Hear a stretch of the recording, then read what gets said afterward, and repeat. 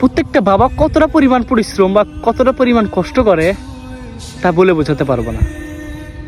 বাবারা সবসময় বাবাই হয়, বাবাদের জায়গায় কখনো যাইতে পারবে না। একটা জিনিস আপনাকে দেখাই, দেখেন আমি তো এগুলো কাজ করি না, তারপরে দেখেন আমি জাস্ট এইটুকু কাজ করলাম, তাতে আমার মনে করেন যে অবস্থা কাইল, মানে আমি আর দাঁড়াতে পারছি না, এইরকম অবস্থা। দেখেন কতটুক ধান কাটছি, জাস্ট দেখেন কতটুক ধান কাটছি, তাতে মনে করেন যে আমি দাঁড়াতে পারতেছি না। তাহলে বোঝেন প্রত্যেকটা বাবা কতটা ভাবে, মানে কতটা কষ্ট করে। দেখেন আমার কথাই বলি, দেখেন আমাদের প্রায় 3-4টা জমি আছে। আমার বাবা কোনো কাজ, মানে কোনো কামলা লাইনে কিচ্ছু লাই নাই, আমার বাবা সব নিজে একা সব কাজ করতেছে, ঠিক আছে।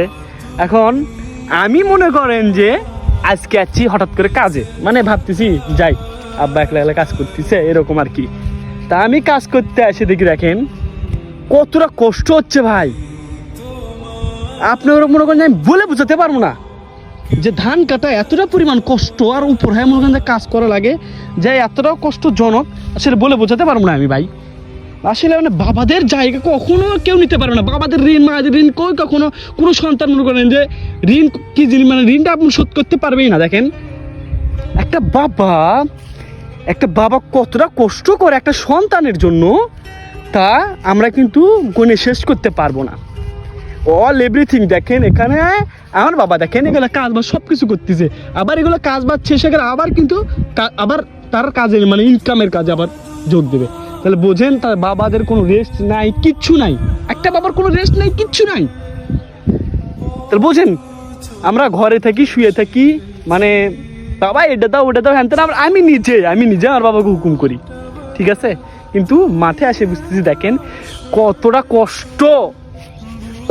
কষ্ট হচ্ছে, আসলে বলে বোঝাইতে পারবো না আপনাদেরকে। আমি শুধু আপনাদেরকে এইটুকুই বলে যাই, আপনারা সবাই ঘরে বসে না থেকে আপনারা আপনার বাবার কাজে হেল্প করুন।